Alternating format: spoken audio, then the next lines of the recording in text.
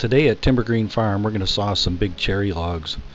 This tree was down, so it was mature. So we picked it up and brought it home. It's about 900 board feet of logs.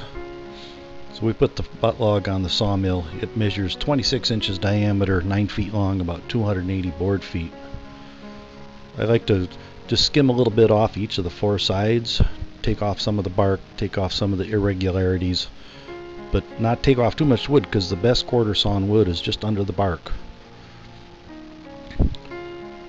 Next we're going to split the log right down the middle. So I measure the pith, measure up from the bed and get the pith level, so we cut right down the center of the log so the grain matches. Here there's just a little bit of stress in the log. Now we're going to set aside half for later, and we're going to stand this cant up. We're going to again measure, center the pith, level it. From the center I move up a couple boards, cut off this cant and set it aside for later. Now we make just the best perfect quarter sawn boards, just one after another right through the center of this cant. When I lose the quarter sawn grain, I flip the cant 90 degrees and put the good face down. Now we come up from the bed 2 to 3 boards.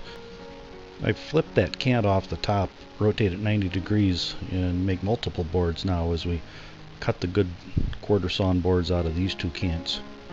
We just make repeated cuts down to the bed, 4/4 lumber. Now we put the two cants that were set aside back up, good side down. We come up 3 or 4 boards and just start cutting again. Again, setting aside the cants and making the good boards one after another down to the bed. Now we start with the second half of the log. Do the same thing all over again. Make the good boards out of the center.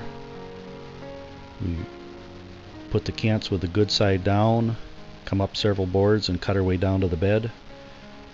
And we get beautiful quarter sawn boards without having to handle heavy cants.